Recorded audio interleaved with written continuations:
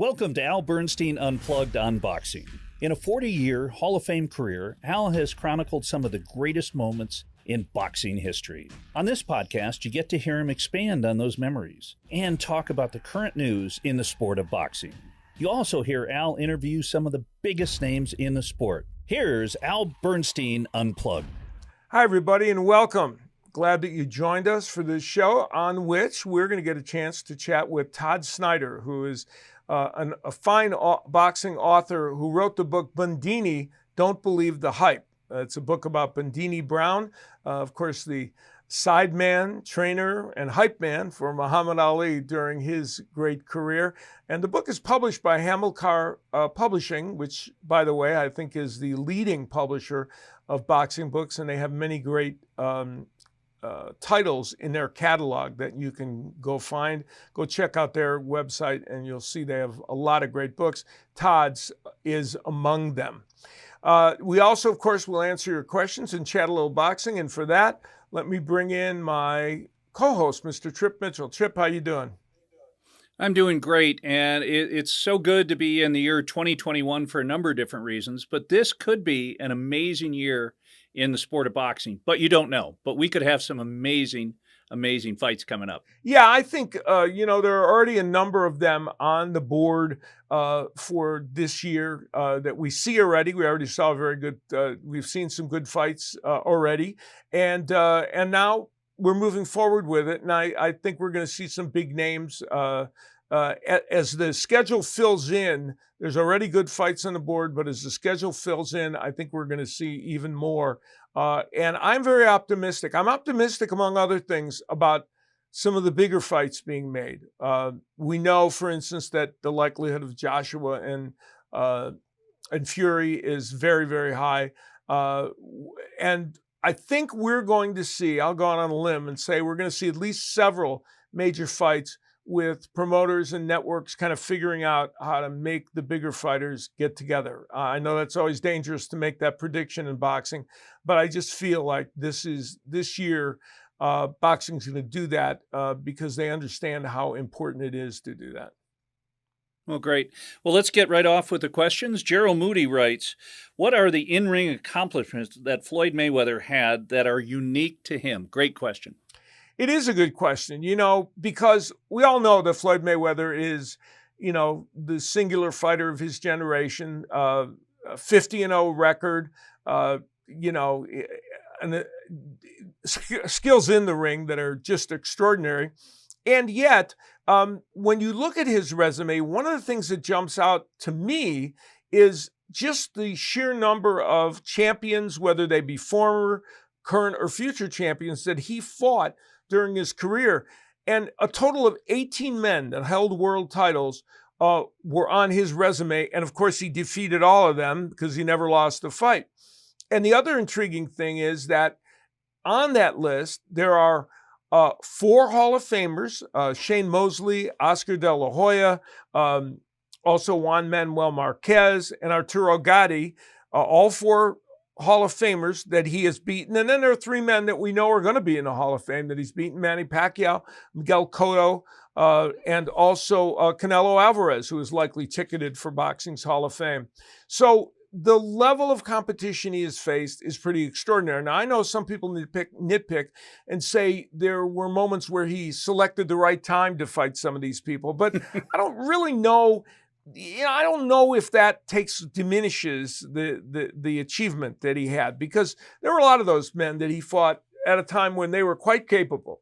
And so I think the amount of, when you fought 18 men that were at some point world champion and 7 Hall of Famers that you beat, I think that's pretty darn good. So that to me feels like the one thing you would point to for Mayweather. Okay, our next question, Augustus Tyler IV. Very classy fan, by the way.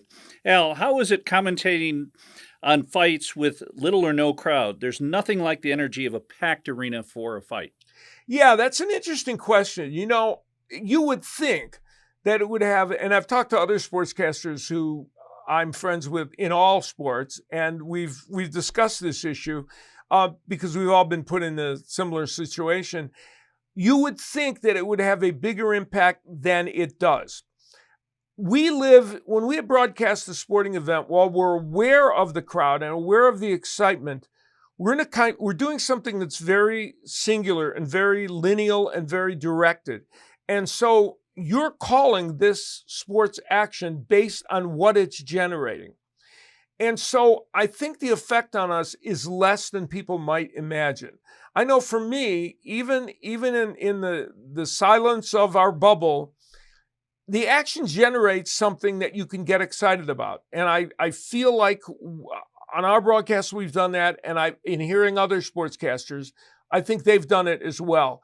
So you're so focused on things that I think you kind of tune out the fact that there isn't a crowd. Of course, it adds to things. It adds to the broadcast. It adds to the event.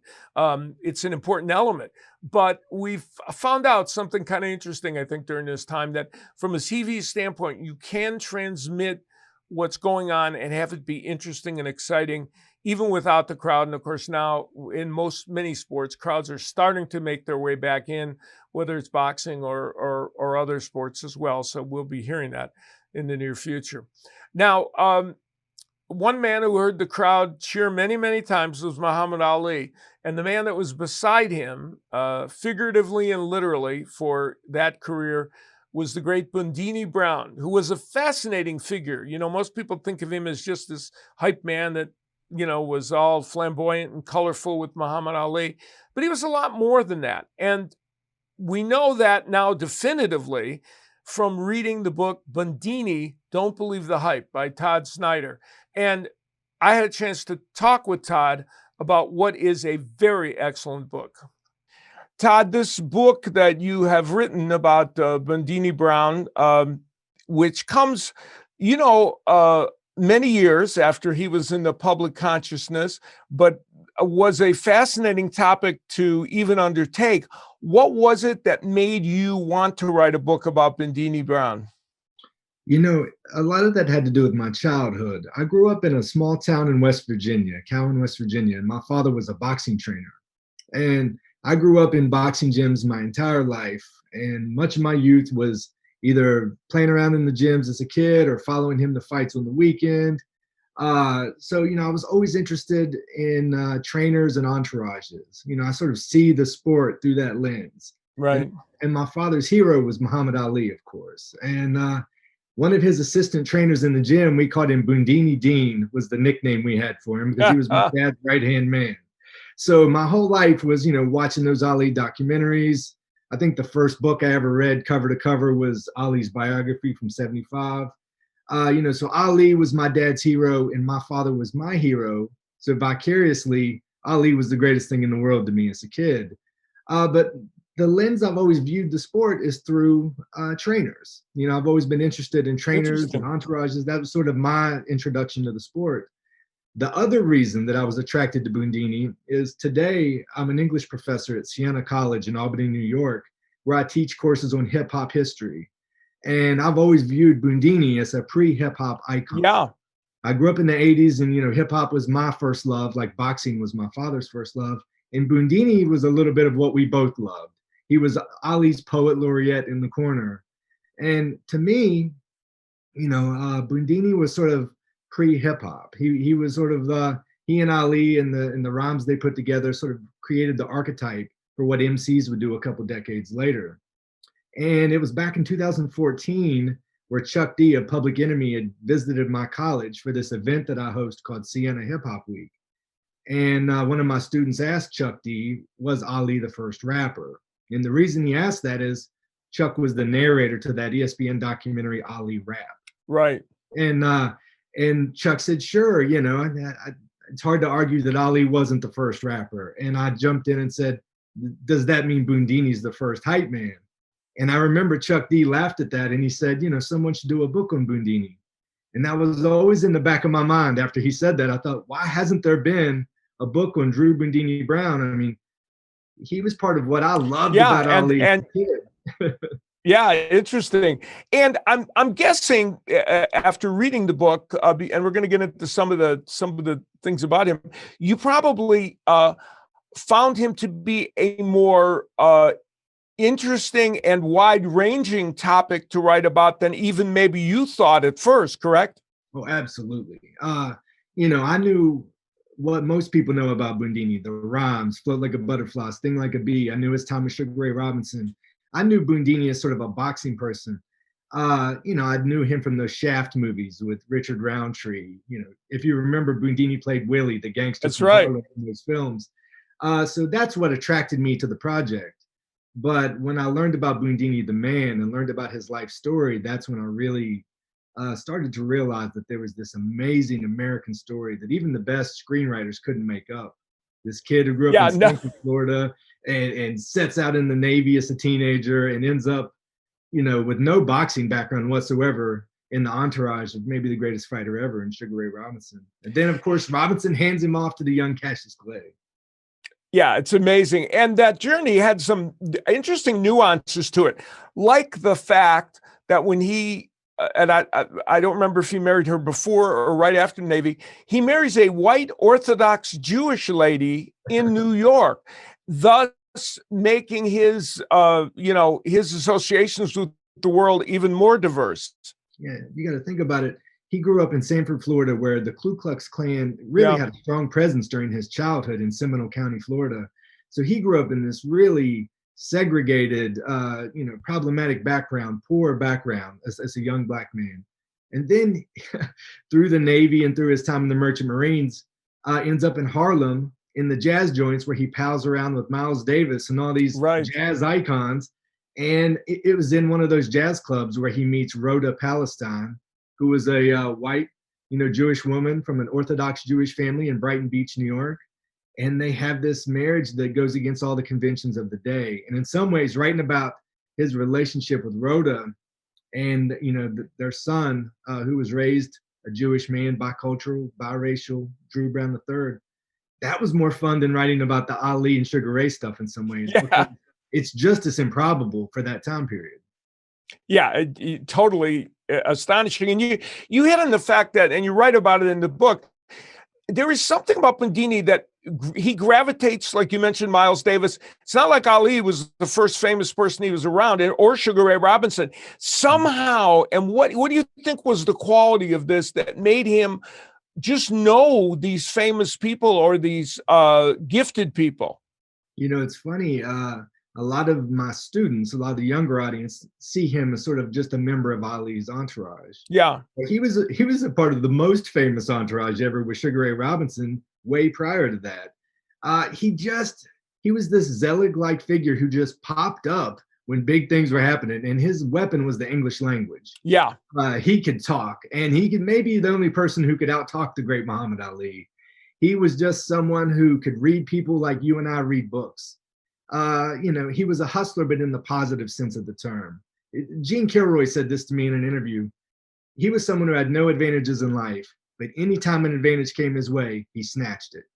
And that's good, Bundini Brown. He was a hustler. That's a good comment, that's for sure. Now, so he's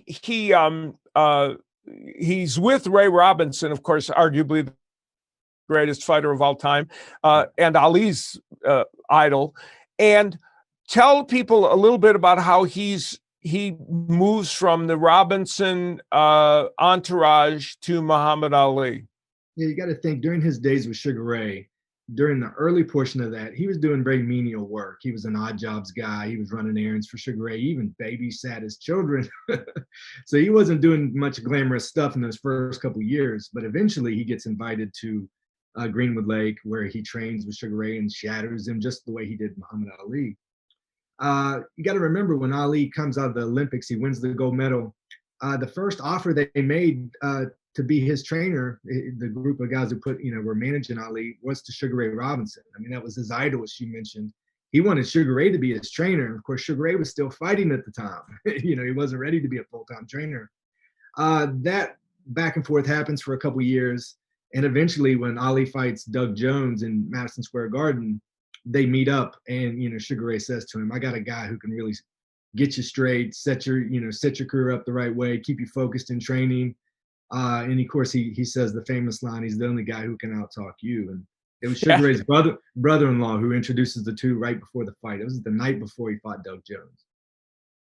Yeah, and of course the Doug Jones fight was not a great performance for Ali. Something that he won, but it wasn't. It was ironically it was before he had the great performance against Liston. But and people, you point out that Bundini Brown was more than just a cheerleader to Ali. People think of him in that light, and they think of him, the phrase hype man and all the rest, but he was more than that. Yeah, absolutely. All of the folks who I interviewed for the book, who had a chance to train with Ali and had a chance to be a part of the time down in Miami, or the time at, Fighters Heaven in, Deer Lake, Pennsylvania, everyone sort of referred to Bundini as his spirit coach, his motivator. He woke him up for road work in the morning. He was there shadowing him through sparring and hitting a heavy bag and keeping his spirit up. And of course, during those first training camps, they coined a lot of those famous lines that we know: felt like a butterfly, sting like a bee. So he was there to keep Ali happy, to keep him motivated. And I also think Bundini was sort of this person in his life who was a reality check. Bundini would tell him exactly what was on his mind. And, he was a true friend who he could count on. And they butted heads a lot. Of course, so we'll talk about Ali fired him many times and bring him back.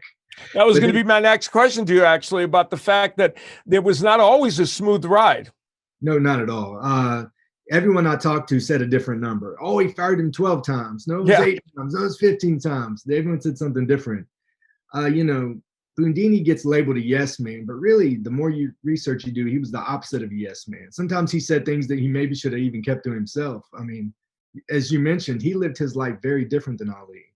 He was married to a white Jewish woman. He wore a Star of David necklace around his neck. He liked to drink, as we all know. He had a little problem with alcohol. He liked the nightclubs. Ali was living a much different life, especially in those early days. So they were very different in some ways, and Bundini would stand up to him, and sometimes when he would do that, it would get him fired. But they would always bring him back. And Gene Kilroy told me a great story. He said one day Ali was looking bad in the gym, and they said, a couple of the guys were talking and said, we need to get Bundini back. He's not working as hard. So they went over, waited for Ali to get in a good mood, and they said, don't you think it's boring around here, a little quiet without Bundini? Shouldn't we give him a second chance? And Ali begrudgingly said, bring him back. But, they knew Ali was just better in the gym with him. And maybe that's where the magic really happened. It wasn't just in the corner of those fights. Yeah. The way he was there, keeping Ali up and motivated. And it just brought more fun to the atmosphere of training, which, is, it's grueling, 6 to 8 weeks, repetitious behavior. It's not the most fun thing in the world to go to a training camp. And Bundini he kept Ali up. He kept him motivated, and also made it fun too. Eddie Mustafa Muhammad told me a story about when he was training in the Ali at Deer Lake. When he was light heavyweight champion, Ali had invited him to come and train. He said in the morning, Bundini Brown would kick the door open and fire a shotgun in the air to wake everybody up. So, which I thought was pretty funny, but in keeping with his nature. But as the Ali career went on, of course, Bundini got his own, identity. And did that identity was that ever part of the friction between them? Him being this kind of figure that got a certain kind of attention? Yeah, you got to think right after the Joe Frazier fight, when Ali comes back from exile, that's when Bundini starts doing the Hollywood movies. And you go through his resume, he was in 6 feature films.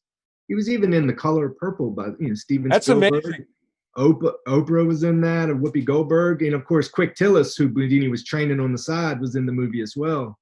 Bundini had his own set of friends. He had his own, it's Kalia Ali who said to me, a lot of the famous people Ali met for the first time, it was Bundini introducing him to these people. They had met Bundini first.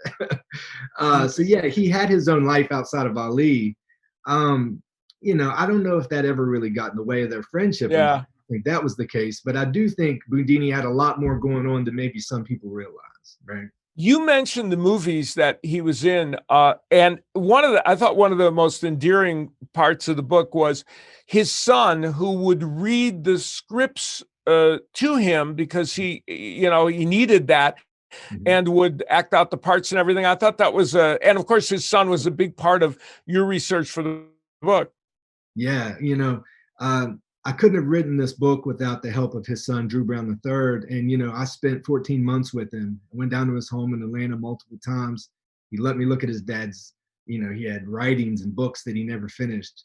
Bundini couldn't read or write on an adult level, but his wife, Rhoda, who you mentioned earlier, would type up his manuscripts and he would stand over her shoulder and he would write poems. He tried to write plays. He tried to write a book about his time with Sugar Ray. And I got to read all that stuff. And I got to look through all their personal artifacts. And it was so exciting. But one of my favorite stories is that when he got the deal with Shaft, of course, it was Gene Kilroy who hooked that up. Bundini couldn't necessarily read the script. So his son would memorize the lines and they would practice in the kitchen together. And still to this day, his son knows every line in both of those Shaft movies. And he can recite them and he sounds just like his dad. And I thought that was a cool father-son bonding story of Bundini sitting in the kitchen, doing his parts, and his son would play Shaft, and they would go back and forth and practice the lines.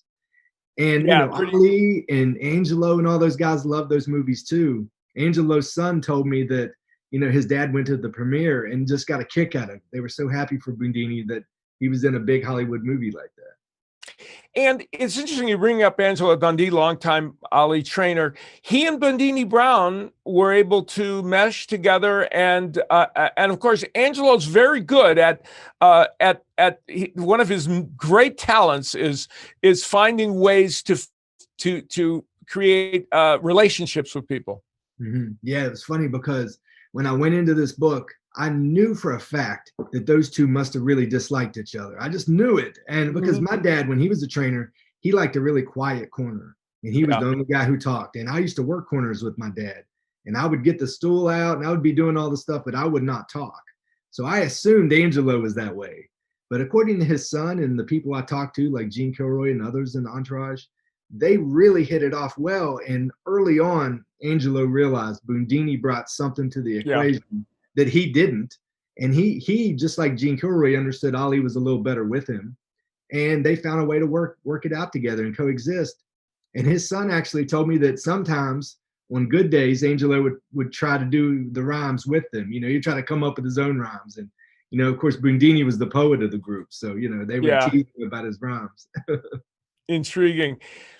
You, as you did this book, was there I know many things probably that you found out about Bundini that were intriguing. What was the most surprising to you? Yeah, the most surprising thing to me is I would have never imagined the life that his son and grandchildren live today.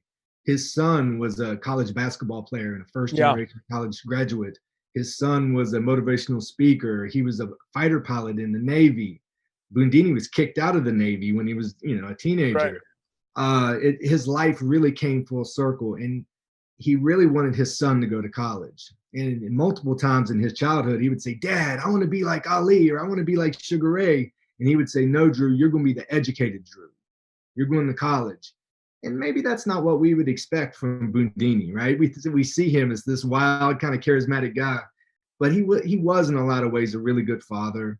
And his son went on to do some pretty amazing things, and his grandchildren are doing some really amazing things out in the world. His grandson is a spine surgeon. His granddaughter is a lawyer in DC. It's just really neat to see the whole story. And as you mentioned, Bundini, we lost him back in 1987. And I'm so glad that the book came out now when it did, so we could tell the full story about, how his philosophies and life lessons have went on to, show up in the lives of his family members.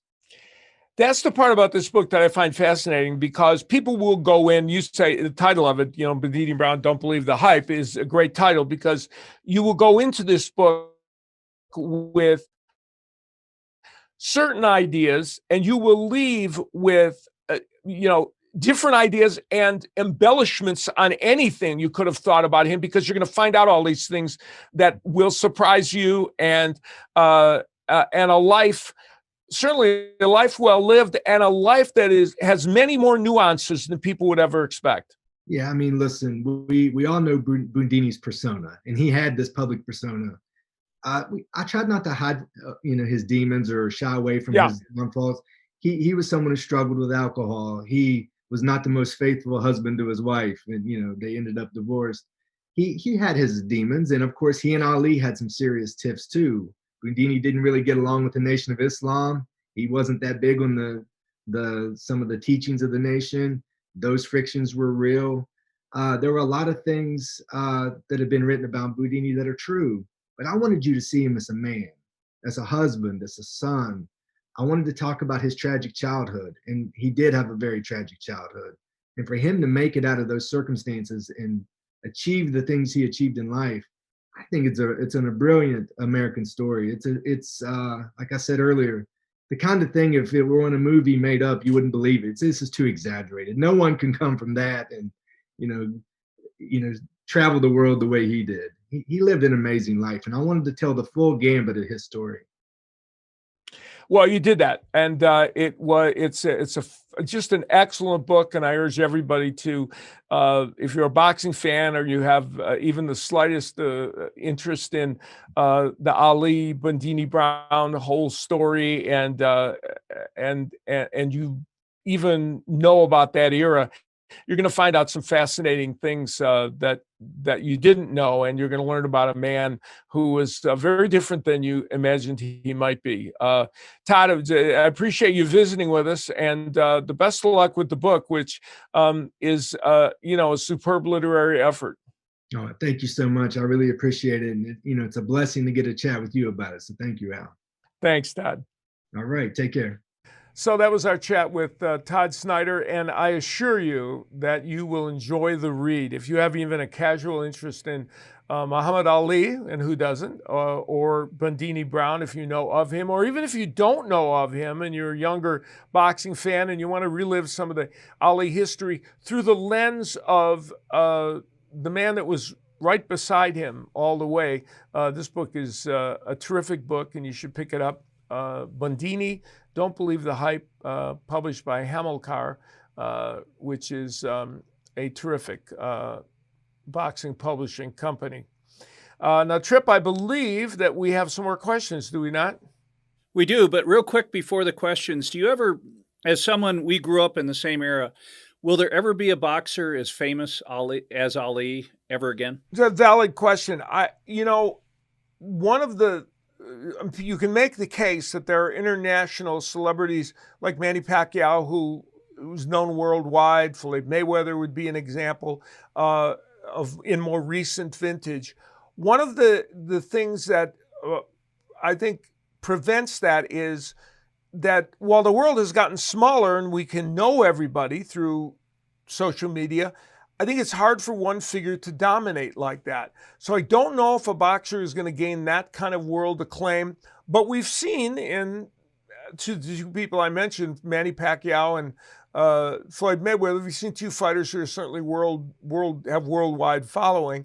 And you can look at a fighter in MMA like a Conor McGregor, for instance, who has an amazing worldwide following. And so clearly, you can reach a certain level. It's just hard to imagine. Ali's one of those iconic figures that literally was known to everyone on the planet. And even today, in our age of social media, that's a hard thing to achieve. Yeah, except for a Kardashian, but that's another story. Well, yeah. Well, when you're that talented and have that much to offer, of course, you're going to exceed everyone else. He said tongue firmly implanted in cheek. Well, that is a clever lead-in to another fighter who may think he has the world right behind him, and that's Adrian Broner. Miguel writes in, thoughts on a potential Broner-Prograis fight? Yes, this, of course, has to deal with my friend Adrian, who is the charter member of the Al Bernstein fan club.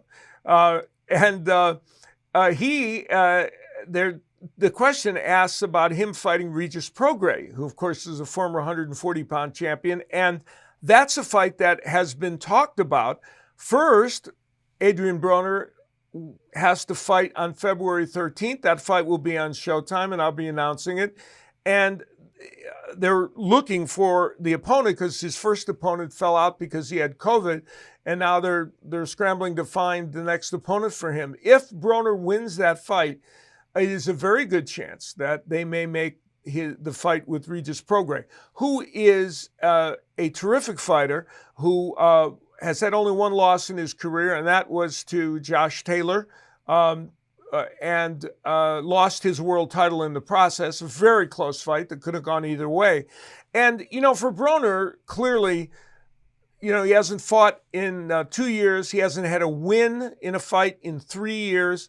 Well chronicled are his issues, legal, financial, and even emotional, that he's suffered outside the ring. So this fight back in February represents an important step for him in terms of his boxing career at age 31, which isn't that old in boxing, but still you're headed toward a period in your career where you need to make sure that you're winning and fighting in meaningful fights. And because he hasn't been very successful in the last couple of years, how much longer will that be tolerated by fans and everyone else that dictates whether big fights happen? So we'll see. I think the Prograis-Broner fight as a fight is a challenging one for Broner. Prograis is a left-hander who can punch in volume, which is a big issue for Broner, and has power, and is a very natural 140-pounder. So I think it's a very difficult fight, one in which Broner would go in as the underdog, to be sure. Unless you asked him, and that's another story. He would feel confident, I'm sure, that he would win the fight, but lately it hasn't gone that way for him, but we'll see. I can't imagine any fighters not liking you, but it's happened every once in a while. How is it to call a fight with someone who has thrown some barbs at you? Yeah, it is. I mean, that's a very valid question. And, for those that don't know, all they have to do is Google Adrian Broner and I, and you'll find out on social media that he and I had an interesting press conference and it went viral. I have had very few experiences where I've had confrontational situations with boxers. Just hasn't happened that often. I'm not saying everybody adores me, but for the most part, I've had very good relationships with boxers. I hope I've treated them with respect, and they've felt that. But on occasion, that's going to happen. And in Broner's case, he's not fond of me. And so when you're calling a fight, and I have said this publicly before, I'll admit to a faux pas I committed. After all that, it was even before the issue with Adrian Broner, when I was calling the fight in which Adrian Broner fought Paulie Malignaggi, who was a colleague of mine at that time in Showtime, I admitted, or thought about later, and I did admit to the fact that I believe I actually, in my effort to be fair to Broner, I probably was more fair than I needed to be, in the sense that I probably subconsciously shifted my commentary to be a little more favorable to him than I should have been in a very close fight. And I said to Paulie, I apologize for doing that. It was not done intentionally. It just kind of happened. And he was very gracious about it. And I believe I did that.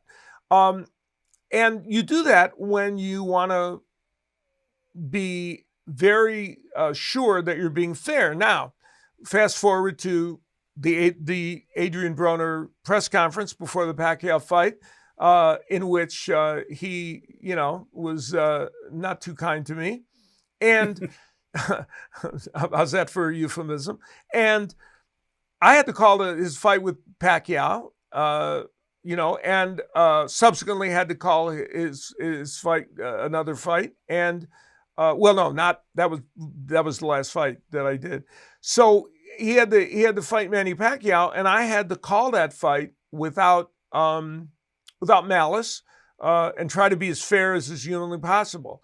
And I believe that you can do that, because I try to take it out of that realm and look at everything that's happening in the ring, and employ the techniques that I always employ doing a fight. So I'm going to talk about how many punches does he throw around, what are his strengths, what has happened in fights like this. I'm going to take all the things that are the things that you can quantify that I do, and then watch what I'm seeing and be honest about what I'm seeing. And I think it's incumbent upon anybody doing that to try and be as fair as they can be. And so for me, I don't find it to be something that's impossible to do. Doesn't change how you feel about somebody, or it doesn't change whether you're distressed at an interaction, but you can do your job the right way. Okay, good to hear. Redminster asks, what is the best book you've read on the sport of boxing? Fiction, non, or both? That would be hard to say because I've read so many books, but I'm just going to pluck one out to use as an example of a great book that I read that maybe not everybody's aware of and that I think was a fantastic read. It's called The Ghosts of Manila. It is a book written by the late Mark Cram, whose son, Mark Cram Jr., is also a fine writer and has written extensively about boxing. Mark Cram was a phenomenal writer at Sports Illustrated in the 70s and 80s and maybe into the 90s as well, I'm going to say. And he covered the Ali Frazier fight, among other fights in that era. And wrote a book in the early 2000s called The Ghosts of Manila, as I mentioned. And in it, he revisited that fight and revisited Ali and Frazier's rivalry. It is, I think, a unique look at how these two men interacted. And one of the things that makes it unique is he doesn't shortchange Joe Frazier in this book. You know, Muhammad Ali is a big figure, and Muhammad Ali is one of those people that, as you mentioned, worldwide known to literally everyone, and somebody who demands most of the oxygen in the room and most of the oxygen in a discussion that relates to him. Mark Cram didn't quite approach it that way. He wanted to make sure that Joe Frazier was talked about in this book in a way that was appropriate for Joe Frazier's part in this and how much he contributed to that fight and to the rivalry with Muhammad Ali, which isn't to say he shortchanged Ali, but I thought that was one unique aspect of it. So the book is brilliantly written, and anybody who is mildly interested in boxing at least is aware of that great rivalry. So that's one of the ones that I would point to. What are some of your favorite boxing or sports books? Well, and you just put me on the spot here, but it's very interesting. There's some great humor writers from Sports Illustrated who have been through there. Rick Riley, everything that he writes. He was great. I love Mark Mulvoy, the hockey writer. Sports Illustrated at a time was the best spot you could go. And when you were talking about being down in Manila, for a while, if you're a Sports Illustrated writer, you had the best expense account. You flew first class. Yeah. It was a good gig. Now, you've written a couple boxing books. Do you want to hype them right now? Yeah, I did write the book, 30 Years, 30 Undeniable Truths about boxing, sports, and TV, which will not be mentioned in the same light as Mark Cram's book. But it was, I hope it's a fun read, and if people get a chance to look at it, they can take a peek. And you can hold my question in abeyance, and somewhere on a future podcast you can answer it. But I love what you said about the Sports Illustrated writers, because for me, as a youngster, the first inkling I had that I wanted to be a writer or a sports journalist, whether it's in writing or in the media, was reading Sports Illustrated. My mom got me a subscription to Sports Illustrated for my 10th birthday, or 9th or 10th birthday, and it was right around the time when Floyd Patterson was fighting Sonny Liston, and Floyd was on the cover, and I loved Floyd Patterson, and it was. When I read those stories, and some of them probably were a little beyond where I should be reading because they were so well written and the vocabulary in those stories was so good, but I still got through it, and it helped me learn about writing and learn about the use of the English language. So you're right to to phrase those great writers in Sports Illustrated, some of the best writers ever in sports or non-sports. Well, we're going to have next week one of the best boxers of the last 25 or 30 years. The great Andre Ward will be joining us as our guest. He, of course, is now will be inducted into the Hall of Fame. He has been named as one of the inductees to the International Boxing Hall of Fame, and we always look forward to chatting with Andre. And in our next show, we're going to chat with him. But first, we have to mention our friend Tom Yankello. Yeah, and of course, a gentleman who works with Hall of Famers. He's worked with Roy Jones Jr., and many others. A fine trainer, Tom Yankello, who has a great website, the World Class Boxing Channel, which actually a YouTube channel, World Class Boxing, in which he does some great videos about the sport. They're partially instructional, but they're also historical. And you can learn the sport from the ground up by looking at his videos. So you want to go check that out, World Class Boxing on YouTube, and you can get some great insights into the sport of boxing from Tom. So I want to thank Tripp, of course, for his fine efforts. Also Todd Snyder for joining us.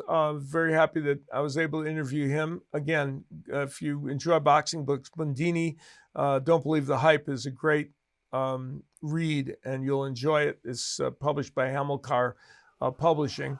And of course, my thanks to all of you for joining us on this, and we'll see you next time.